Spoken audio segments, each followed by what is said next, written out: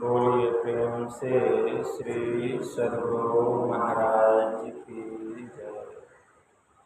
श्री सद्गुरु महाराज की जय। श्री सद्गुरु महाराज की जय।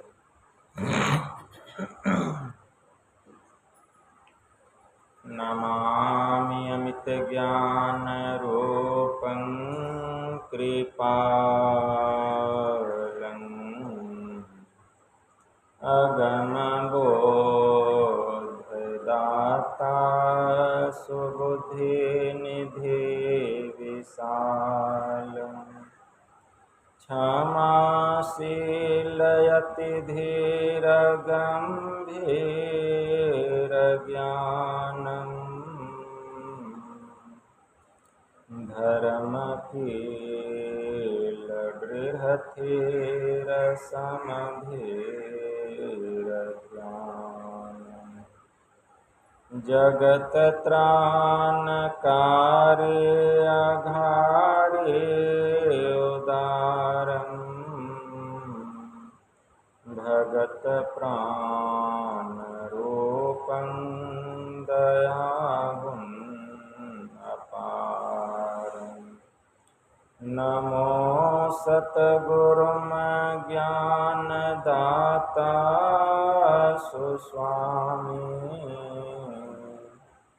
नमामि नमामि नमामि नमामि नमामि नमामि नमामि नमामि। महाराज सद्गुरु है राजन को राजा है जिनकी कृपा से सरे सर्व काजा भने में ही सोई परम गुरु नमामि नमामि नमामि नमामि नमामि नमामि नमामि नमामि। श्री सद्गुरु महाराज की जय। अव्यक्त रूप में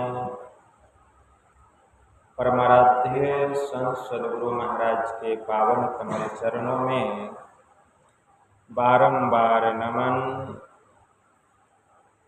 आदरणीय सत्संग प्रेमी गुरुजनों, भक्तिमती माताओं एवं धर्मशीला बहनों, यह संत मत का साप्ताहिक सत्संग है जिसमें हम लोग अपनी अपनी उपस्थिति दर्ज कर रहे हैं। यह हम लोगों का परम सौभाग्य है। इस संत मत सत्संग के द्वारा ज्ञान योग युक्त एकमात्र ईश्वर भक्ति का संदेश दिया जाता है, उपदेश दिया जाता है।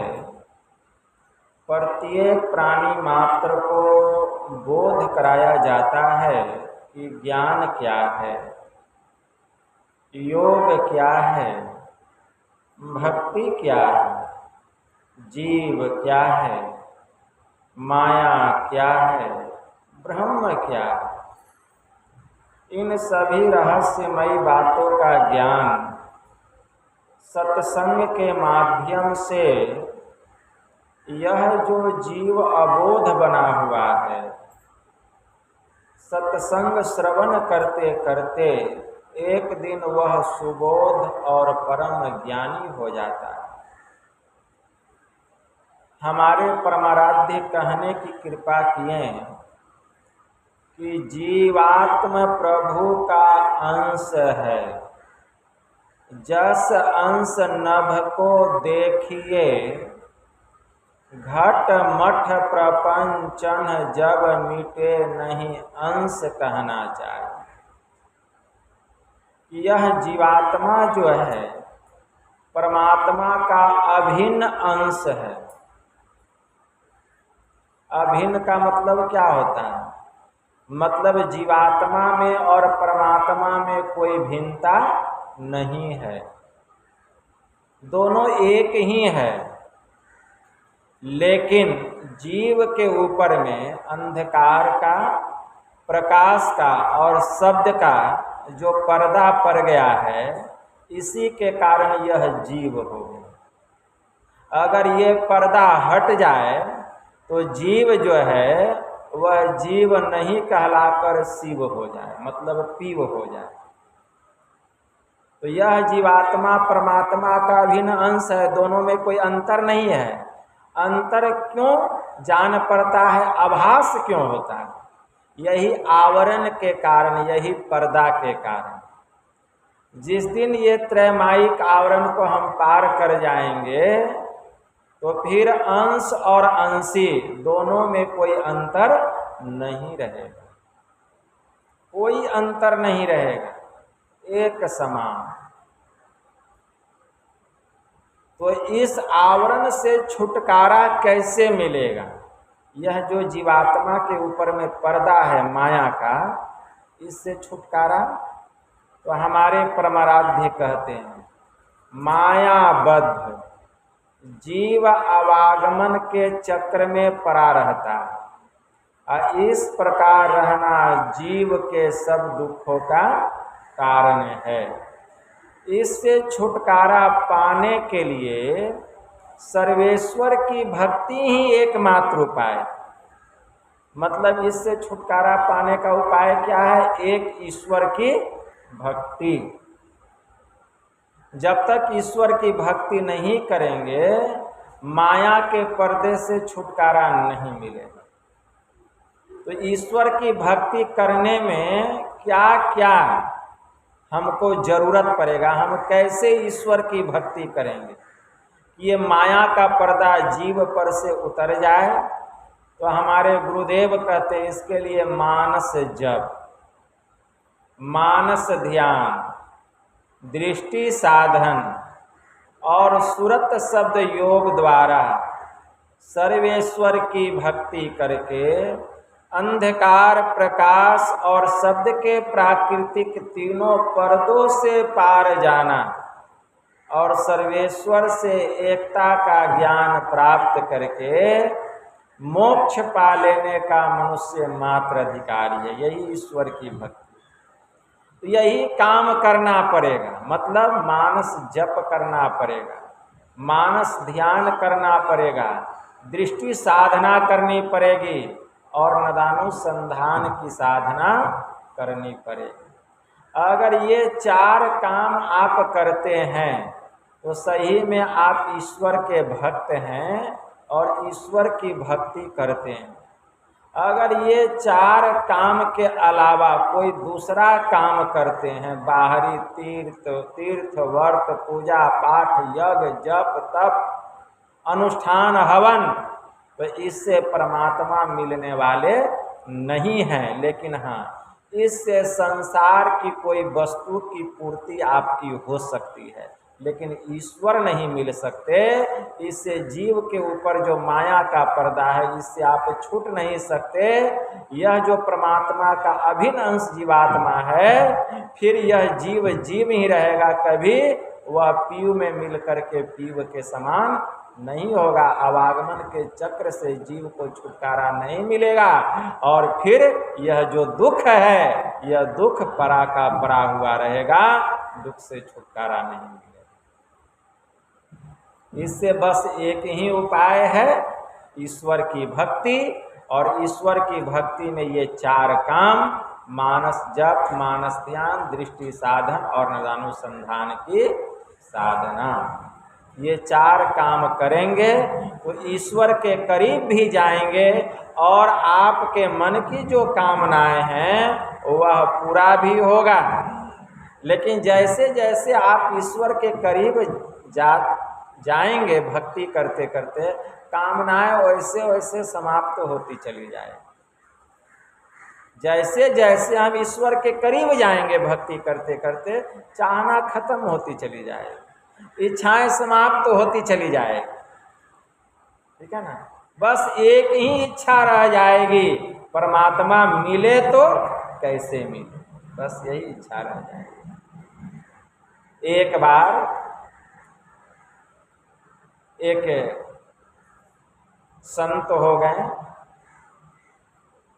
संत शेख फरीद, बड़े उच्च कोटि के महापुरुष हुए।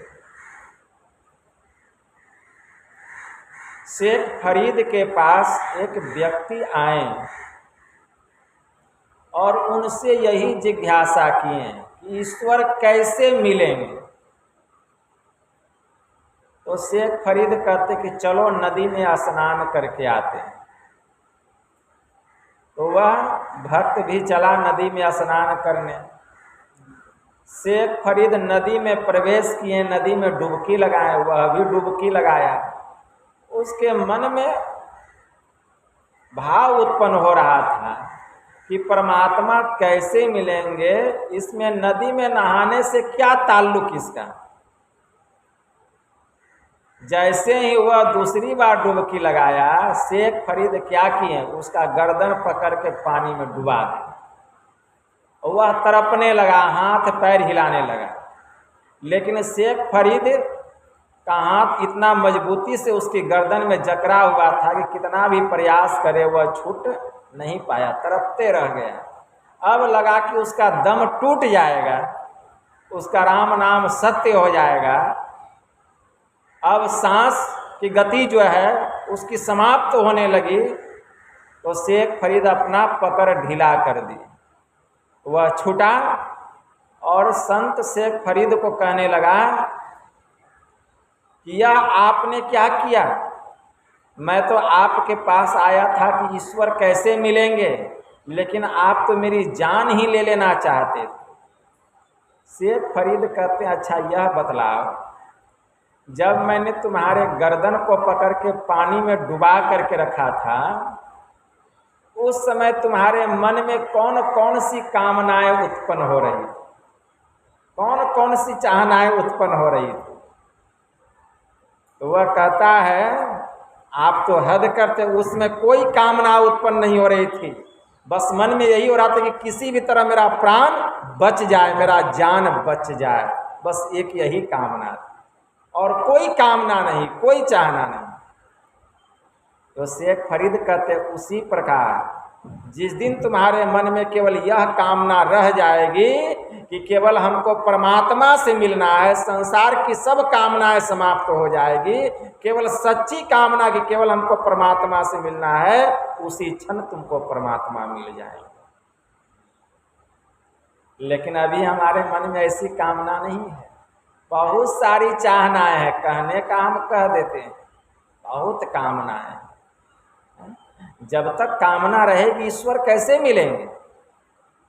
स्वामी रामकृष्ण परमहंस ने कहा जैसे डोरा में एक भी अगर महीन गांठ रह जाए तो सुई के छेद में पिरोई नहीं जा सकती, उसी प्रकार भक्त के मन में अगर एक भी इच्छा रह जाए तो वह परमात्मा को प्राप्त नहीं कर सकता, उस सूक्ष्म द्वार में प्रवेश नहीं कर सकता जिस द्वार में प्रवेश करके परमात्मा को पाया जाता है। इसलिए जब तक इच्छा है परमात्मा हमसे दूर है। यह जो योगिक क्रिया है, मानस जप, मानस ध्यान, दृष्टि साधन, पहले इसको करना पड़ेगा। अंतिम साधना अनुसंधान की साधना, ध्यान करते करते आपकी चाहनाएं समाप्त होने लगेगी, इच्छाओं का अंत होने लगेगा, ठीक है ना। और जैसे दृष्टि साधन के द्वारा आप अंधकार से प्रकाश मंडल में जाएंगे, तब जो शब्द की वर्षा होगी, तब कामनाएं इतनी गल जाएगी, चाहनाएं समाप्त हो जाएगी और केवल एक ही चाहना रह जाएगी कि हमको ईश्वर से मिलना है। और ईश्वर से मिलने के लिए तब आपको अंतिम भेद बतलाया जाएगा नाम दान, जिसको नदानुसंधान की साधना कहा गया। क्योंकि नदानुसंधान की साधना के द्वारा ही हम परमात्मा को प्राप्त कर सकते हैं, और कोई दूसरा साधन नहीं है ईश्वर को पाने का। नदानुसंधान मतलब नाद की खोज करना, नाद में अपने सूरत को लगाना। बस जिस दिन आपकी सूरत नाद में लग जाएगी, नाद क्या है? नाद का मतलब होता है शब्द। कौन सा शब्द? परमात्मा का नाम, परमात्मा का शब्द, जो ध्वनि प्रभु के पास से आ रही है, ठीक है ना, उस ध्वनि को हम सुनेंगे। कब? गुरु नानक देव जी महाराज की वाणी में आया, तीनों बंद लगाई के सुन अनहद टंकोर, नानक शून्य समाधि में नहीं सांझ नहीं भोर। समाधि लगेगी, समाधि ऐसे नहीं लगती, इसकी कला है। पहले मानस जप करना पड़ेगा, एक नाम का जप करना पड़ेगा, फिर मानस ध्यान करना पड़ेगा, एक रूप का ध्यान करना पड़ेगा, दृष्टि साधना करनी पड़ेगी। दृष्टि साधना में नाम रूप दोनों मिट जाएगा, दोनों समाप्त। जो भी कोई दृष्टि साधना करेंगे सब एक ही क्रिया है, सबके लिए दृष्टि साधना, ठीक है ना। हाँ, भले मंत्र कोई किसी नाम का जप कर रहे हैं, किसी रूप का ध्यान कर रहे हैं। बहुत लोग राम के नाम का जप करते हैं, राम के रूप का ध्यान करते हैं। बहुत लोग कृष्ण के नाम का जप करते हैं, कृष्ण के रूप का ध्यान करते हैं। बहुत लोग ओम के नाम का जप करते हैं और ओम का ध्यान करते हैं। बहुत लोग अलिफ लिख करके उसके नाम का जप करते हैं, उसका ध्यान करते हैं। ये सब में अंतर आ सकता है, ठीक है ना।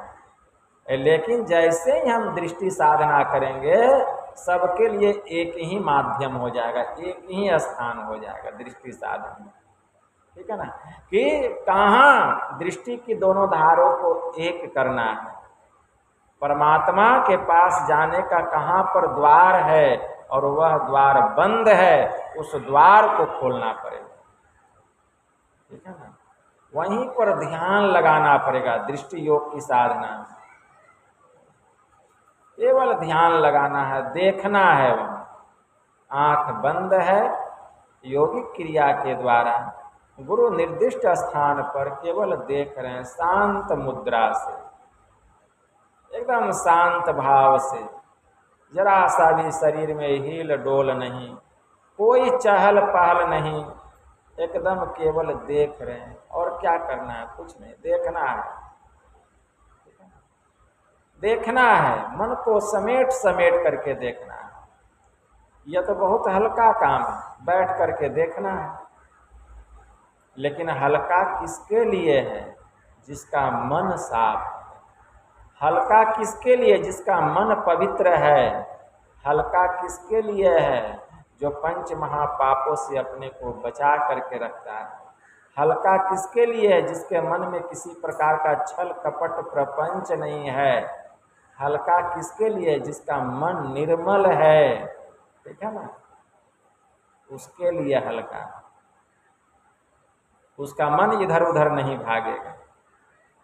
और भारी जो दिन भर संसार के कामों में अपने मन को लगा के रखेगा, घर में, परिवार में, रोजगार में, बीवी है, बाल है, बच्चा है, नौकरी है, खेती है, व्यापार है, छल कपट झूठ चोरी बेईमानी, नाना प्रकार के कुकर्मों में, दुराचार में जो अपने मन को लगा करके रखता है, भजन भेद ले लिया है, बैठेगा साधन करने के, उससे क्या ध्यान होगा?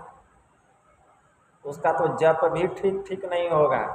चाहे किसी भी नाम का वह जप करे, उसका मानस ध्यान भी ठीक ठीक नहीं होगा, चाहे किसी भी रूप का ध्यान करे। दृष्टि साधना में उसका मन एक स्थान पर कैसे अस्थिर रहेगा, ठीक है। इसीलिए सत्संग की आवश्यकता है। जो सत्संग सुनेगा उसका मन जो है पापों से हटेगा। जो सत्संग सुनेगा वह धीरे धीरे पवित्र होने लग जाएगा। ठीक है ना। वह झूठ बोलना छोड़ देगा, चोरी करना छोड़ देगा, नशा खाना छोड़ देगा, हिंसा करना छोड़ देगा, व्यभिचार करना छोड़ देगा। जो सत्संग हमेशा करेगा। और जो सत्संग नहीं करेगा उससे यह 5 पाप कभी नहीं छूटेगा, कभी भी नहीं छूटेगा 5 पाप। ठीक है ना। इसीलिए सत्संग करना पड़ेगा। सत्संग भी कीजिए और ध्यान भी कीजिए, दोनों का बल मिलेगा।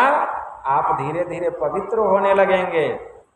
जप ठीक ठीक होने लगेगा, मानस ध्यान ठीक ठीक होने लगेगा। कोई कितना ही बड़ा विद्वान हो, प्रोफेसर हो, इंजीनियर हो, डॉक्टर हो, आईजी हो, डीआईजी हो, कलेक्टर हो, कितना भी विद्वान क्यों ना हो, कितना भी पढ़ा लिखा क्यों ना हो, पंडित क्यों ना हो, वेद का मर्मज्ञ क्यों ना हो, कोई चारों वेद पढ़ा हुआ हो, 108 उपनिषद का ज्ञान हो, रामायण महाभारत सब पढ़ा हुआ हो, लेकिन इससे 5 महापापों से छुट्टी नहीं मिलता है। इससे छुट्टी नहीं मिलता है। कोई सोचे हम बहुत विद्वान है तो हम पापों से छूट जाएंगे, पाप हमसे नहीं होगा। नहीं, विद्वता के बल पर हम पापों से छुटकारा प्राप्त नहीं कर सकते। पापों से छूटना है तो बस एक ही उपाय है, वह है सत्संग और ध्यान। ठीक है ना। ध्यान। कोई सोचेंगे कि पहले हम पाप को छोड़ देंगे तब हम सत्संग ध्यान करेंगे, तो न उससे पाप छूटेगा न वह सत्संग ध्यान करेगा। इसीलिए गुरु महाराज मोटा मोटी कहें कि मांस मछली खाना बंद कर, केवल मांस मछली खाना बंद कर दिए। 6 महीना पूरा हो जाए, 1 महीना और रखिए ऊंच नीच, 7वें महीने में आप भजन भेद ले लीजिए। और बाकी जो पाप है भजन भेद लेकर के जो आप ध्यान सत्संग करेंगे तो बाकी पाप अपने आप छूटने लग जाएगा, अपने आप छूटने लग जाएगा। जैसे जैसे ध्यान साधना में आगे बढ़ेंगे पाप भी आपको छोड़ के भागने लग जाएगा। ठीक है ना। देखते हैं जहाँ आग रहता है वहाँ ठंडा नहीं रहता है, ठंड भाग जाता है। जहाँ प्रकाश रहता है वहाँ अंधकार नहीं रहता है। ठीक उसी प्रकार ध्यान सत्संग करेंगे तो पाप अपने आप भाग जाएगा। और मानस जप मानस ध्यान करते करते आपका मन पवित्र होगा, आपका सूरत निर्मल होगा, दृष्टि योग करने की योग्यता आएगी, सामर्थ्यता आएगी। और आप दृष्टि साधन जब करेंगे तो दृष्टि साधना करते करते आपका मन, आपकी दृष्टि गुरु निर्दिष्ट स्थान पर टिकेगी। अगर अल्प काल के लिए भी वहाँ टिकाव हो जाए, जहाँ गुरु बतलाए हैं देखने के लिए, जहाँ मोक्ष का द्वार है सुषुम्ना में, वहाँ अगर अल्प काल के लिए भी टिकाव हो जाए तो कितना बड़ा पुण्य होगा। भगवान महायोगेश्वर श्री कृष्ण ने कहा, मुहूर्तमपि योग गच्छे ना सागरे मनसा सह सर्वम तरति पापानम तस्य जन्म शतार्जितम। एक मुहूर्त के लिए या एक क्षण के लिए भी जो मन सहित नासाग्र में जा करके ठहरता है या नासाग्र में मन को रोक करके रखता है, सैकड़ों जन्मों का किया हुआ पाप साफ हो जाता है। सैकड़ों जन्मों का कितना बड़ा से बड़ा पापी क्यों न हो, भगवान ने कहा ब्रह्म हत्या सहस्त्राणि भ्रूण हत्या शतानि च एतानि ध्यान योगस्य दहत्य अग्निरिवेन्दनम। ठीक है ना। जैसे जलावन ईंधन लकड़ी को जला करके राख कर देती है, वैसे ही यह ध्यान योग जो गुरु से हम भजन भेद लेकर के कर रहे हैं, यह जो ध्यान योग है हजारों ब्रह्म हत्या सैकड़ों भ्रूण हत्या जैसे महापापों को जला करके राख कर देता है। इतना बल है ध्यान। तपे द्वर्ष सहस्त्राणि एक पाद स्थितो नरः एकस्य ध्यान योगस्य कलाम नारहंति षोडशीम। अगर कोई गुरु से भजन भेद नहीं लिया है, एक पैर पर खड़ा होकर के तप कर रहा है, 1000 वर्ष तक तप कर रहा है, उसका जो फल है, जो गुरु से ज्ञान लेकर के सुषुम्ना में, ठीक है ना, सुषुम्ना में अगर थोड़ा सा भी अगर अपने मन को लगा ले गुरु से भजन भेद लेकर के, तो 1000 वर्ष तप का फल इस सुषुम्ना ध्यान के 16वें अंश में से एक अंश के बराबर भी नहीं। अपने मन से लोग देखते हैं बहुत तप करते हैं, जाकर कोई काम का नहीं। जो गुरु से भजन भेद लेकर के अल्प काल के लिए भी सुषुम्ना में अपने मन को ठहरा करके रखता है। इसीलिए भजन भेद बहुत जरूरी है, भजन भेद लेना चाहिए और वहाँ ध्यान लगाना चाहिए। तब वहाँ ध्यान लगाएंगे तो हमारा मन वहाँ ठहरेगा, धीरे धीरे ठहराव होगा। ठहरते ठहरते जब कुछ काल तक मन टिकने लग जाएगा उस स्थान पर, गुरु निर्दिष्ट स्थान पर, तो मन की वहाँ धारणा बन जाएगी। धारणा मतलब बैठक बन जाएगी। लोग कहते हैं क्या आप धारणा लगा के बैठ गए हैं? कोई शब्द सुने हैं कभी कभी? आप धारणा लगा के बैठ गए, मतलब वो यहाँ से टसकने वाले नहीं हैं, ठीक है ना। तो आपकी वहाँ धारणा बन जाएगी, मन की धारणा बन जाएगी, मतलब मन वहाँ से अब टस मस नहीं करेगा। और जब मन की वहाँ धारणा बनेगी तो धारणा क्या है? योग का क्या है? योग का छठा अंग है धारणा। योग का छठा अंग धारणा। जब धारणा वहाँ बन जाएगी मन की, तब दृष्टि की शक्ति निकलेगी। आंख बंद है, आंख बंद है लेकिन आपकी दृष्टि चल रही है। आंख बंद है, दृष्टि चल रही है। कहाँ? आंख खुला है तो दृष्टि कहाँ चलेगी? बाहर में। ऐसे समझिए, आंख खुला है तो दृष्टि कहाँ चल रहा है? बाहर में। और आंख बंद है तो दृष्टि कहाँ चलेगी? भीतर में, ठीक है ना, भीतर में। कौन दृष्टि चलेगी भीतर में? मानस दृष्टि चलेगी भीतर में। कौन दृष्टि चलेगी? मानस दृष्टि। मतलब जहाँ आपका मन ठहरा हुआ धारणा है, वहीं पर मानस दृष्टि भीतर में चलेगी, ठीक है ना। और एक बात याद रखिए, स्थूल दृष्टि से अधिक चाल मानस दृष्टि की होती है। स्थूल दृष्टि से अधिक चाल किसकी होती है?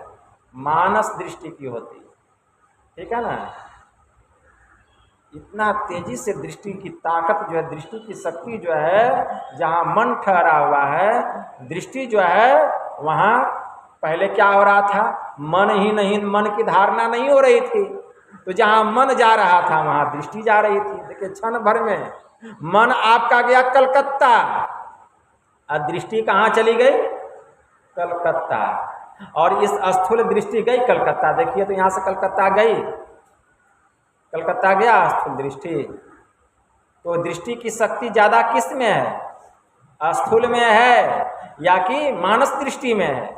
मानस दृष्टि में, मन की दृष्टि, ठीक है ना।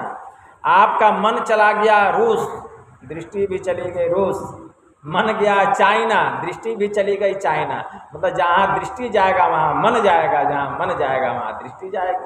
तो पहले मन ही भाग रहा था तो दृष्टि भी भाग रही थी, लेकिन अब मन वहाँ ठहर गया तो दृष्टि जो है वहाँ ठहरेगी। तो दृष्टि के दोनों धार अत्यंत तीव्र गति से क्षेत्र क्षर अक्षर के पार में परमालौकिक जेह में ही अंतर्वृत्ति करके भजहु निस्दिन तेह, युग दृष्टि की एक तीक्ष्ण नोक से चीरी तेजस बिंदु। युग दृष्टि की मतलब दृष्टि की दोनों धार जा करके वहाँ मिलेगी और चीरी तेजस बिंदु, अंधकार को चीरेगी, अंधकार का पर्दा फटेगा और वहाँ तेजस बिंदु प्रकट हो जाएगा जहाँ मन ठहरा हुआ है, ठीक है ना। सुनो अंतरनाद ही लखो सूर्य तारे, और फिर अंतर में भीतर में नाद की वर्षा होगी और लखो ध्रुव तारे इंदु, ठीक है ना। ध्रुव तारा का दर्शन होगा, इंदु का दर्शन होगा, लालिमाओं का दर्शन होगा, प्रकाश का दर्शन होगा। देखिए तो मन वहाँ टिका हुआ है, मन ठहराव, दृष्टि की दोनों धार वहाँ जाकर के टकराएगी, अंधकार का पर्दा फटेगा और वहीं पर तेजस बिंदु प्रकट हो जाएगा। जब वह बिंदु प्रकट हुआ तब क्या हुआ? अंधकार का नाश। बिंदु प्रकट हुआ तो क्या हुआ? अंधकार का नाश। जो आपके भीतर में घटवा घोर रे अंधारी असुरति आंधरी भई, ठीक है ना। जब तक हम अंधकार में थे तो हमारी सूरत भी अंधी बनी हुई थी, इसको कुछ दिखाई नहीं दे रहा था। अब हम अंधकार से प्रकाश मंडल में चले गए तो हमारी सूरत भी अब अंधेरी क्यों रहेगी? प्रकाशित हो गई, ठीक है ना, प्रकाशित हो गई। तब देखिए अनहद प्रकार के नाद की वर्षा, रंग बिरंग का शब्द, रंग बिरंग का प्रकाश। यहाँ क्या होगा? अनहद प्रकार का शब्द, मतलब रंग बिरंग का शब्द, नाना प्रकार का शब्द, रंग बिरंग का प्रकाश देखने में आएगा। तब देखिए कितना आनंद आएगा, मन को कितना सुकून मिलेगा, मन को कितनी शांति मिलेगी, ठीक है ना। और भीतर का जो नज़ारा देखेंगे, बाहर दुनिया से अनभिज्ञ हो जाएंगे। समाधि लग गई आपकी, ध्यान हुआ, दृष्टि की दोनों धार मिली, भीतर में बिंदु प्रकट हुआ, बिंदु में प्रवेश किए, अनहद प्रकार के नादों की वर्षा हुई। गुरु महाराज की वाणी में आया, गुरुदेव कहते हैं, सुरती दरस करन को जाती, अतकती तिसरी तिल खिड़की, ज्योति बिंदु ध्रुव तार इंदु लखी, लाल भानु झलकी, बजत विविध विधि अनहद सोरा पांच मंडलों। अनहद प्रकार का शोर होगा, तब आनंद, तब सुख मिलेगा, ठीक है ना। आप अंधकार से प्रकाश मंडल में चले गए, आपको सिद्धि मिल गई, ठीक है ना। आप जिसको जो कुछ कह दीजिएगा वही हो जाएगा। और इस प्रकाश को देखने के लिए भीतर का दिव्य चक्षु खुल जाएगा, दिव्य दृष्टि खुल जाएगी, क्योंकि इस दृष्टि में शक्ति नहीं है चमड़े की आंख में कि उस प्रकाश को हम देख सकें। दृष्टि को जहाँ जहाँ घुमाइएगा वहाँ वहाँ का दृश्य नजर आएगा, जहाँ ले जाइएगा। यह दृष्टि ऐसी है, आकाश पाताल तीनों लोक, पूरे विश्व और ब्रह्मांड को यह देखती है।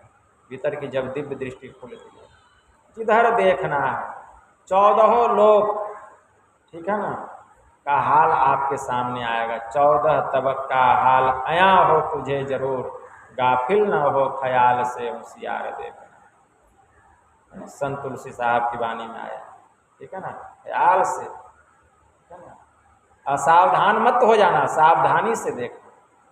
गाफिल न हो ख्याल से, गाफिल का मतलब असावधान मत हो जाना, ठीक है ना, सावधानी से देखना। सुन लाम का पे पहुँच के तब तेरी पुकार। दूसरी जगह संत तुलसी साहब कहते हैं, अरे ऐ तकी तकते रहो मुर्शद ने ये पंजा दिया, बेहोश हो मत छोड़ियो गर चाहे तू जलवा पिया, होगा खजल दरगाह तक खौफो खतर की जा नहीं, सीधे चले जाना वहाँ मुर्शद ने यह फतवा दिया। बेहोश हो मत छोड़ियो गर चाहे तू जलवा पिया। खुदा का जलवा मतलब खुदा का प्रकाश जब दिखाई दे, जब ब्रह्म ज्योति भीतर में प्रकट हो जाए तो गाफिल मत हो जाना, बेहोश मत हो जाना। वहीं से परमात्मा का रास्ता खुलेगा, क्योंकि परमात्मा के पास जो जाने का रास्ता है प्रकाश मंडल से।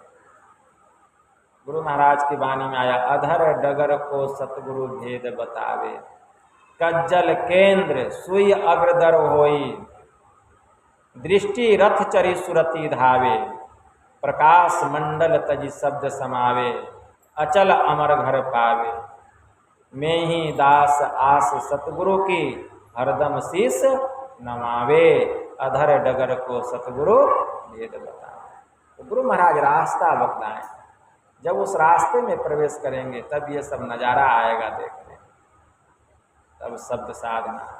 जब यह काम इतना हो जाएगा तब गुरु के शरण में जाते हैं।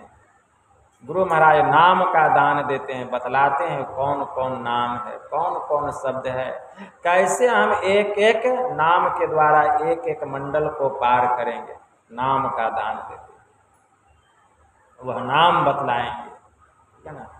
और जब नाम का दान मिल जाएगा तो जाको पूंजी नाम हो कबहु न हो खेहान, नाम बिहुना मानवा जम के हाथ बिकान, जब ही नाम प्रगट भया भयो पाप का नाश, जैसे चिनगी आग की परी पुरानी घास। जैसे घास का बहुत बड़ा ढेर हो, पहाड़ के समान, हल्का सा चिंगारी लगेगा, घास जल के राख हो जाएगा। बस जैसे ही यह नाम प्रकट हुआ, पाप सब साफ, जन्म जन्मांतर का पाप साफ, ऐसा ज्ञान। तब नाम में सूरत लगाना है, नाम में सूरत को लगाना है, ठीक है ना। एक एक केंद्रीय नाम में सूरत को लगाएंगे, ठीक है ना। नाम कोई बतला दे भीतर का, मामूली बात नहीं है, ठीक है ना। नाम का दान सबके बस की बात नहीं है। नाम का दान सब नहीं दे सकता है। केवल पढ़ लिख लेने से कोई नाम दान देने का ज्ञाता नहीं हो जाता, या कोई सुन लेने से नाम दान देने का कोई गुरु नहीं बन जाता है। इसके लिए साधन करना पड़ता है, अपने को ऐसा बनाना पड़ता है, ठीक है ना। जिसकी सूरत नाम में रमन कर गई वही नाम दान देने का ज्ञाता होता है। सूरत को नाम में रमन करना पड़ेगा। तो ये 5 शब्द है, 5 शब्द बतलाया जाता है कि वह 5 शब्द कौन कौन है।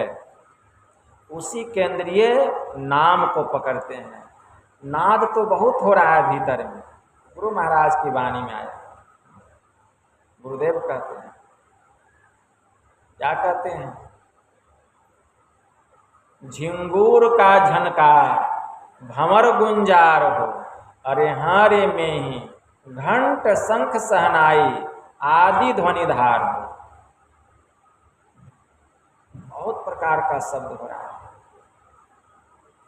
बहुत प्रकार के शब्दों में एक शब्द सार शब्द है जिसको ब्रह्मनाद कहा गया।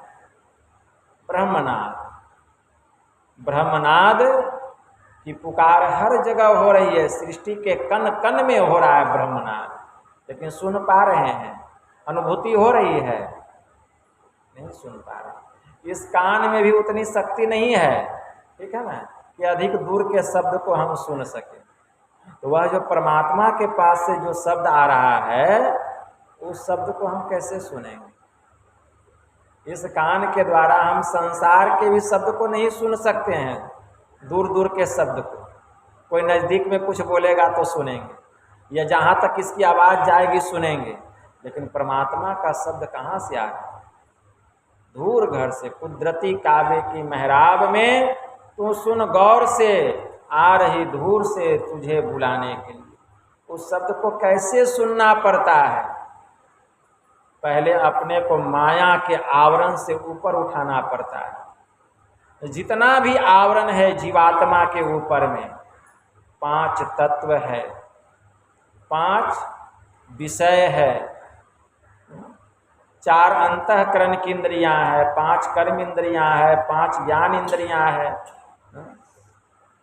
यहाँ तक कि जीव के ऊपर में जो 3 गुण है, 3 गुणों से यह जो जीव बंधा हुआ है, इन तीनों गुणों से अपने को ऊपर उठाना पड़ता है। मतलब जब तक हम जरात्मक मंडल से अपने को ऊपर नहीं उठाएंगे, जड़ का जो मंडल है, स्थूल सूक्ष्म कारण महाकारण, चारों जड़ के मंडल से जब तक अपने को ऊपर नहीं उठाएंगे, वह जो परमात्मा की ध्वनि है, वह जो प्रभु का नाम है, उस नाम को हम नहीं सुन सकते। कोई सोचे कि हम सूक्ष्म मंडल में सुन लेंगे, नहीं सुन पाएगा। वहाँ भी हो रहा है, लेकिन वहाँ भी आवरण है। कारण मंडल में नहीं सुन पाएगा, महाकारण मंडल में नहीं सुन पाएगा। वहाँ 3 गुण एक समान पसरा हुआ है, एक समान है, समान रूप में तीनों गुण है। क्योंकि गुण के घेरे में यह जीव पड़ा है, जब तक इसके ऊपर नहीं होगा तब तक उस नाम की अनुभूति नहीं होगी। तो जैसे ही चारों जड़ मंडलों को हम पार करेंगे, केवल्य अवस्था में जाएंगे, अकेले हो जाएंगे, ठीक है ना। जब अकेले होंगे, जैसे ही अपना ज्ञान होगा, आपकी आत्मा प्रकाशित हो जाएगी। मतलब आपकी आत्मदृष्टि खुल जाएगी और उसी आत्मदृष्टि के द्वारा उस नाम का बोध होगा। ठीक है ना, उसी आत्मदृष्टि के द्वारा। एक बड़े उच्च कोटि के संत हो गए संत मलुकदास जी महाराज। उनकी वाणी में आया, क्या जामे जमशेद का क्या सिकंदर ऐन, दिल चश्मा सो देखिए अविगत सूझत नैन। तो क्या जामे जमशेद का मतलब जमशेद के एक व्यक्ति थे, उन्होंने अपने समय में एक जाम बनाया, प्याला बनाया। उस जाम से बहुत दूर की वस्तु दिखाई देती थी। उसके बाद सिकंदर लोदी आए, उन्होंने अपने समय में एक आईना बनाया। उस आईने से जमशेद के बनाए हुए प्याले से भी दूर की वस्तु दिखाई देती। तो संत मलुकदास जी महाराज कहते हैं, अरे जमशेद के बनाए हुए प्याले और सिकंदर के बनाए हुए आईने से भी देखना कोई देखना है। दिल चश्मा सो देख अविगत सूझत नहीं। दिल चश्मा मतलब आत्मदृष्टि से देखिए, आत्मदृष्टि से, जिससे अविगत परमात्मा का दर्शन होता है और उसी आत्मदृष्टि से उस नाम का भी बोध होता है। संत पलटू साहब ने कहा, नाम डोर है गुप्त कौ नहीं जानता, नि अक्षर का रूप दृष्टि नहीं आवता, रंकार आकार पवन को देखना। अरे हाँ रे पलटू, देखत है कोई संत और सब कुछ देखना। जो कोई चाहे नाम को सो नाम अनाम है जी, लिखन प्रण में आवे नाही, निह अक्षर काम है जी, रूप कहे अनुरूप पवन अनुरेखते। अरे हाँ रे पलटू, गैब दृष्टि से संत नाम वह देखते। गैब दृष्टि किसको कहा गया? आत्मदृष्टि को कहा गया। तो जो संत होते हैं, जो संत की श्रेणी में चले जाते हैं, जिनकी आत्मदृष्टि खुल जाती है, उसी आत्मदृष्टि के द्वारा, गैब दृष्टि के द्वारा संत उस नाम को देखते हैं, उस नाम की अनुभूति करते हैं। तो जब तक आपकी गैब दृष्टि नहीं खुलेगी, आत्मदृष्टि नहीं खुलेगी, उस नाम की अनुभूति नहीं होगी। तो जैसे हम केवल अवस्था में जाएंगे, आत्मा अपने स्वरूप में प्रकाशित हो जाएगी और तब उस नाम का बोध होगा, उस नाम की अनुभूति होगी। और जब अनुभूति होगी, अगर एक बार उस नाम की अनुभूति हो जाती है तो नाम जो है क्या करता है, सूरत को, उस चेतन आत्मा को पकड़ करके अपनी ओर खींच लेता है। चुंबकीय गुण है, उसमें खींच लेता है। और यह जो चेतन आत्मा है उस नाम में जाकर के समा जाती है, मतलब नाम में जाकर के लय हो जाती है। जितनी भी पवित्र आत्माएं हैं उस नाम में जाकर के लय हो जाती है। जैसे दूध में पानी को मिला दीजिए तो लय हो जाता है, दूध पानी दोनों एक समान। उसी प्रकार चेतन आत्मा उस नाम में, वास्तव में नाम ही ब्रह्म है, कोई अंतर नहीं है। संत क्राइस्ट ने कहा, आदि में शब्द था, शब्द ईश्वर के साथ था और शब्द ही ईश्वर है। तो वह नाम जो है सूरत को खींच लेता है और नाम कहाँ जाके लय हो जाता है, नामी में, जहाँ से वह नाम आया था। नाम आया था ब्रह्म से, परमात्मा के पास से, वह परमात्मा में जाके अलोप हो जाता है, लय हो जाता है, उसका लय हो जाता है। ठीक है ना, मतलब फिर जीव जीव कहाँ रहा, जीव तो ब्रह्म के समान हो गया। फिर वह जीव इस संसार में नहीं आता है, जीव संसार में नहीं आता है। भगवान महायोगेश्वर श्री कृष्ण ने कहा, न तद्य भास्यतो सूर्यो न शशांको न पावक यद गत्वा न निवर्तन्ते तद्धाम परमं मम। हे अर्जुन, जहाँ सूर्य प्रकाशित नहीं होता, जहाँ चांद की चांदनी नहीं होती, न तो वहाँ अग्नि का ही प्रकाश है। जो वहाँ चला जाता है, यद गत्वा न निवर्तन्ते, फिर वहाँ से वापस आना नहीं होता, वही मेरा परम धाम। ठीक है ना, तो फिर वापस कहाँ से आते हैं संत महात्मा? जो वहाँ चला गया वह तो मुक्त हो गया, लेकिन संत महात्मा कहते हैं कि मैं मुक्ति नहीं चाहता। गुरु महाराज का मैं मुक्ति नहीं चाहता। तो संत महात्मा क्यों मुक्ति नहीं चाहते हैं? क्योंकि वे मुक्त ही है। क्योंकि जो केवल्य दशा को प्राप्त कर लिया वह मुक्त है। जो केवल दशा को प्राप्त कर लिया वह मुक्त है, ठीक है ना। लेकिन जो वहाँ पहुँच जाएगा, नाम में जिसकी सूरत लय हो जाएगी, लय होकर के फिर उस ब्रह्म में जा कर के मिल जाएगा, फिर संसार में आना नहीं होगा। लेकिन संत महापुरुष जो है अपने चेतन को केवल्य मंडल में बना करके रखते हैं, केवल्य मंडल में, केवल्य अवस्था में अपने को बना करके रखते हैं। वहीं से संत महात्मा आते हैं, भक्तों का उद्धार करते हैं। और जब तक भक्त का उनका उद्धार नहीं होता है, जब देख लेते हैं कि मेरे भक्तों का उद्धार हो गया, तो अपने भक्तों के साथ, भक्त का उद्धार हो गया मतलब जितने भक्त हैं केवल्य अवस्था को जब प्राप्त कर लेते हैं, तो गुरु महाराज सबको अपने साथ लेके उस परम धाम में जा करके समेट लेते हैं। मतलब गुरु महाराज तो ब्रह्म है, सबको अपने जैसा बना देते हैं, सबको अपने जैसा। ये काम गुरु करते हैं, ठीक है ना। वे केवल अपना ही कल्याण नहीं चाहते हैं, अपने साथ अपने भक्तों का भी कल्याण करते हैं। लेकिन कौन? जो पक्के गुरु होते हैं। कच्चा गुरु से काम नहीं चलेगा। जो पक्के गुरु होते हैं, जिन्होंने यह ज्ञान लिया है, गुरु महाराज कहने की कृपा किए कि जैसे समुद्र में पुल बना दिया जाए तो जितनी भी चींटियां हैं उस पुल पर चढ़ करके समुद्र को पार कर जाती है, उसी प्रकार, ठीक है ना, मैंने पुल बना दिया है, ठीक है ना, इस ज्ञान का, ठीक है ना। और मैं बराबर आऊँगा और अपने सभी भक्त जनों रूपी जितनी भी चींटियां हैं सबको उस पुल पर बैठाऊंगा, मतलब सबसे भजन ध्यान करा करके उसको उस पार लेके चला जाऊँ। संत कबीर साहब ने कहा, कबीरा हम आए हुआ से जहाँ तोरो धाम, तुमको वहाँ ले जावना यही हमरा काम, ठीक है ना। तब दुखों से छुटकारा मिलेगा, तब। लेकिन अपना भी कर्म करना पड़ेगा। गुरु महाराज की कृपा हो रही है, लेकिन हम ही कृपा प्राप्त नहीं कर रहे हैं। बहुत लोग कहते हैं बाबा हम पर गुरु महाराज का कृपा कहाँ हो रहा है। अरे भाई, सूरज निकला हुआ है, आप उसकी रोशनी में जाइएगा तभी आपको प्रकाश मिलेगा। घर में रहिएगा, कहिएगा हमको बाबा प्रकाश नहीं मिल रहा है, तो घर से निकलेंगे तब ना प्रकाश मिलेगा। आपको भजन भेद गुरु महाराज बतला दिए हैं, आप न ध्यान करेंगे न सत्संग करेंगे, कृपा कहाँ से होगा।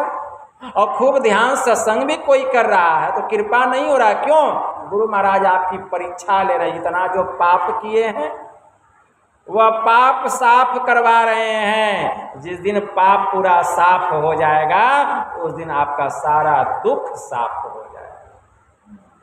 इतना जो पाप है जन्म जन्म का, इतना ध्यान करते हैं, भजन करते हैं, फिर भी दुख, तो एक जन्म का पाप है, जन्म जन्मांतर का। हमारे परमराध्य ने कहा, पापों के संस्कार जन्मों के मेरे, है जो दया कर क्षमा कर मिटाना, गुरु मम सूरत को गगन पर चढ़ा, ठीक है ना। इसीलिए इतना पाप है, ठीक है। थोड़ा सा इतना दिन ध्यान भजन किए, बहुत लोग अच्छा जब से आप जन्म हुआ तब से ध्यान भजन कर रहे हैं, तो कहें कि बाबा हम तो बचपने से ध्यान भजन कर रहे हैं, फिर इतना दुख क्या। अरे एक जन्म में ध्यान भजन किए और 1000 जन्म में जो पाप किए वो नहीं दिखाई दिया, और एक जन्म में पूरा जन्म ध्यान भजन कर लिया तो ये दिखाई दिया। एक बार आपका जन्म हुआ है इस संसार में, 1000 बार जन्म लिए, 1000 बार जन्म खाली पापे पाप किए हैं, वो दिखाई नहीं दिया क्योंकि उसको देखे नहीं। अभी जो कर रहे हैं वो देख रहे हैं, ठीक है ना। तो इस बार भी इतना कर रहे हैं तो 1000 जन्म का पाप इसी जन्म में आप साफ कर दिए, कम बात है। अरे थोड़ा सा और बचा हुआ है, ठीक है ना, कीजिए, ठीक है ना, फिर दुख साफ हो जाएगा। थोड़ा सा में लोग लटक जाते हैं, ठीक है ना। कैसे कहा, अगर 100 हथौड़ी मारेगा तो दरवाजा जो है खुल जाएगा, मोक्ष का द्वार। 99 हथौड़ी मार दिया, अब थक गया, नहीं खुला, अब छोड़ दी। अरे 1 हथौड़ी और मारते द्वार खुल जाता, लेकिन उसी में चूक गए, कहाँ से खुलेगा। इसीलिए ध्यान करते रहिए, चूकिए नहीं, ध्यान करते रहिए, ध्यान करते रहिए। स्वामी रामकृष्ण परमहंस ने बड़ा अच्छा कहा, जैसे मकरा अपने जाल में आप फंस जाता है, जाल बनाता है और उसी जाल में वह फंस जाता है। मकरा जो है जाल बनाता है लेकिन अपने ही जाल में फंस जाता है, देखते हैं। उसी प्रकार जीव भी अपने कर्म पास में अपने आप फंस जाता है, ठीक है ना, फंस जाता है। केवल ज्ञान और वैराग्य से ही वह उस जाल से निकल सकता है, कोई दूसरा उपाय नहीं। ज्ञान और वैराग्य चाहिए। तो ज्ञान वैराग्य कहाँ होगा? दोनों तो इसी सत्संग में होगा। सत्संग में ज्ञान भी होगा, सत्संग में वैराग्य भी होगा, तब ही इस जाल से, इस माया के जाल से हम निकल सकते हैं, दूसरा कोई उपाय नहीं। इसीलिए धर्म के राज्य में पुश्तैनी किसान बन के रहना चाहिए। पुश्तैनी किसान जो होते हैं 12 वर्ष फसल नष्ट होने पर भी खेती का काम करना नहीं छोड़ते, लेकिन जो मुनाफे के लोभ में पड़कर खेती करता है 1 साल फसल नष्ट होते ही खेती करना छोड़ देता है। लेकिन सच्चे और विश्वासी भक्त इस श्रेणी के नहीं होते, वे जिंदगी भर परमात्मा का दर्शन नहीं होने पर भी उसका ध्यान भजन करना नहीं छोड़ते, वह सच्चा भक्त है। तो इस तरह हमें ध्यान भजन करते रहना चाहिए। संत कबीर साहब ने कहा, हरिजन तो हारा भला जीतन दे संसार, हरिजन को हरि मिले और जीतन खाए जम की मार। इसीलिए संसार में जो जीतते हैं जितने दीजिए, आप हरिजन मतलब हारा ही बन करके रहिए, ठीक है ना। संसार में कोई आगे बढ़ रहे हैं, कोई एसपी बन गया, कोई डीएसपी बन गया, कोई 3 मंजिला, कोई 5 मंजिला, कोई 5 फ्लैट, कोई 10 फ्लैट, मतलब संसार में आगे बढ़ रहे हैं।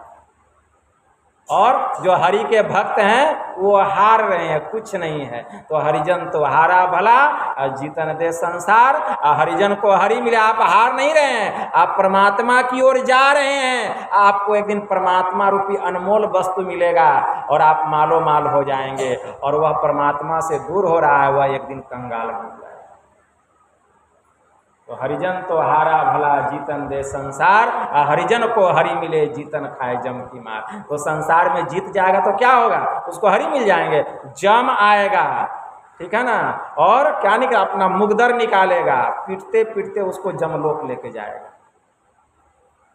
खूब बढ़ते रहिए संसार के काम में। आजकल देखते हैं लोग धन के लोभ में, जगह जमीन मकान दुकान के लोभ में ईश्वर का भजन छोड़ दिए, ध्यान सत्संग छोड़ दिए, इधरे हार रहे हैं। और उधर कर हम तो जीत रहे, आप जीत नहीं रहे हैं, आप हार रहे हैं। और जो इधर लगा हुआ है संसार छूट रहा है, लेकिन वह जीत रहा है। एक दिन उसको हरि मिलेगा और एक दिन वह जम का मार खाएगा।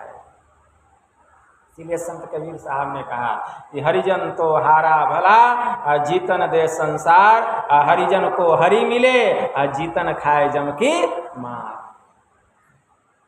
इसीलिए संसार के काम में आप हार जाइए, लेकिन परमात्मा की भक्ति में मत हारिए। हरिजन बन के रहिए, मतलब हरि के जन बन के रहिए।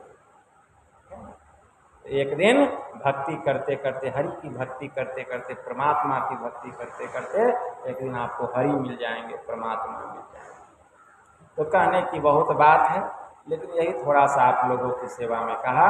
बस इतना ही कहकर मैं अपनी वाणी को यहीं विराम देता हूँ। बोलिए प्रेम से श्री सद्गुरु महाराज की।